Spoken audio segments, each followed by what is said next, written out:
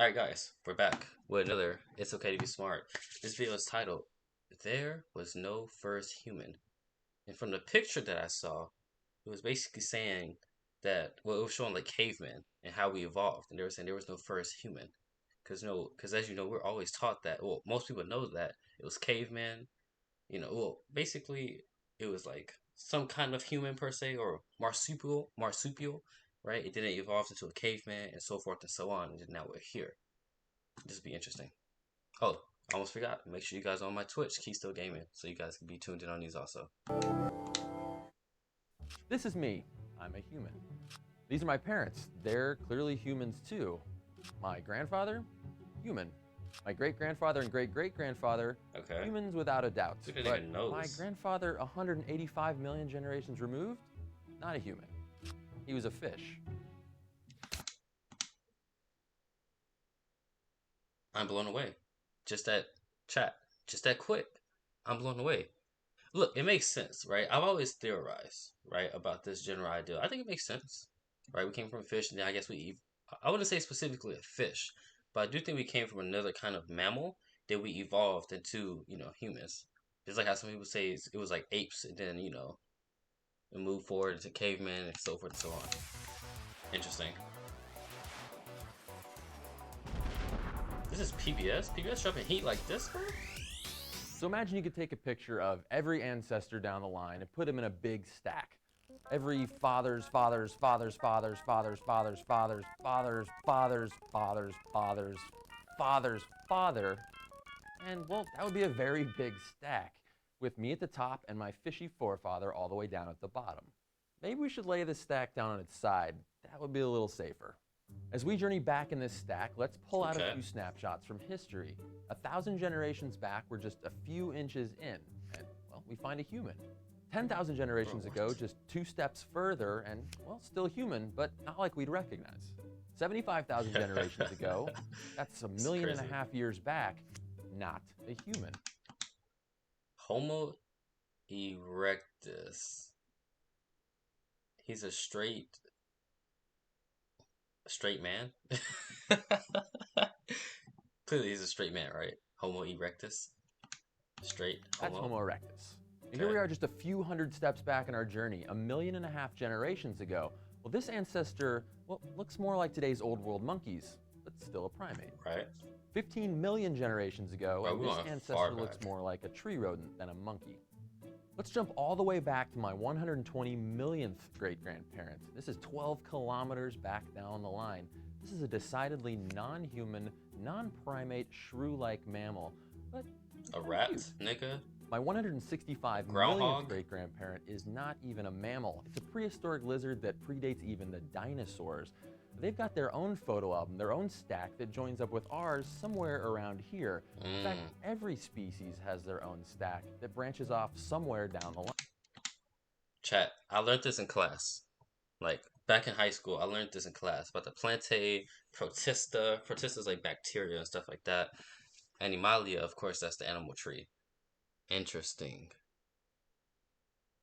That's so fire, bro. Like, chat, when y'all think about it, y'all understand how crazy that actually is? Imagine that we literally came from a fish, and we could have went 2 different ways. We could have stayed a fish and kind of evolved to some kind of dinosaur, or we could have, been a fish and evolved into a human, which we did, of course, but just the general ideal is kind of crazy, bro. Like, all the branches that's there, like, that's what makes me think. It's like, bro, there's, people say, oh, Bigfoot's not real, or these mythological creatures not real. Chat. Science proves it. Science proves that they out there somewhere. Like, I saw a video where they was talking about, chat, one of these days, we're going to watch a video over Bigfoot. We're going to watch a Bigfoot video. But basically, they said Bigfoot is basically a humanoid, right? That basically evolved differently than we did. Why am I putting my tongue in? Than we did, essentially. Right? So, let's say we both came from a fish. Grew to a caveman, cool. Became a human, right? Well, let's go a step back before the human, right? We're a fish and then caveman, right? And at this point, let's just say there was a curve, right? There's 2 different paths. One is to become human, one is to become, let's just say, a quote unquote humanoid or a beast man, right? Bigfoot took that path. Not willingly, of course, it just happened. But that's how he is, right? That's how I see it. He's basically a humanoid or a man beast, right? Basically, he still took a human path, but he took more of the animalistic characteristics, right, rather than the human side, if that makes sense. Fine. And here we are. And that's why y'all see him. He's hairy and he looks like an ape, but he's not really an ape. He just took more of the characteristics rather than a human. It's crazy. It's very crazy. 185 million generations ago at our ancestral fish. You see the resemblance? So where along the stack was the first human? Mm-hmm. There wasn't one. Photo number 4,632, human. Photo number 79,221, well, that's Homo erectus. There's no single point where one became the other. That is Every crazy. photo that we pull from the stack looks pretty much like the photo on either side. Every generation is the same species as its parents and the same species as its children. Homo erectus had Homo erectus parents and Homo erectus kids. Our fishy ancestor, well, fishy fathers and fishy children. You can never pinpoint the exact moment that a species came to be because it never did. It's just like how you used to be a baby and now you're older, but there was no single day when you went to bed young and woke up old, although Right. sometimes it feels that way. There was no first human. It sounds like a paradox. It sounds like it breaks the whole theory of evolution, but it's really a key to truly understanding how evolution works.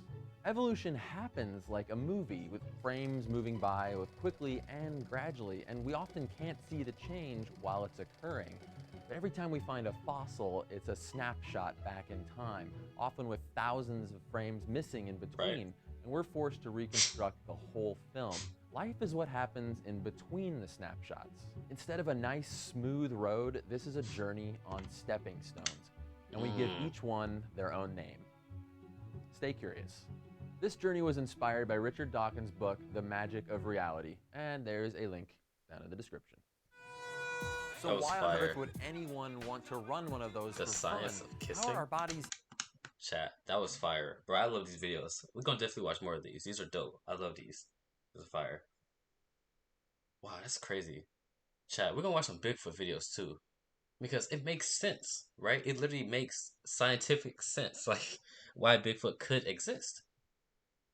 But that'd be a different stream, that'd be a different video that we'll talk about.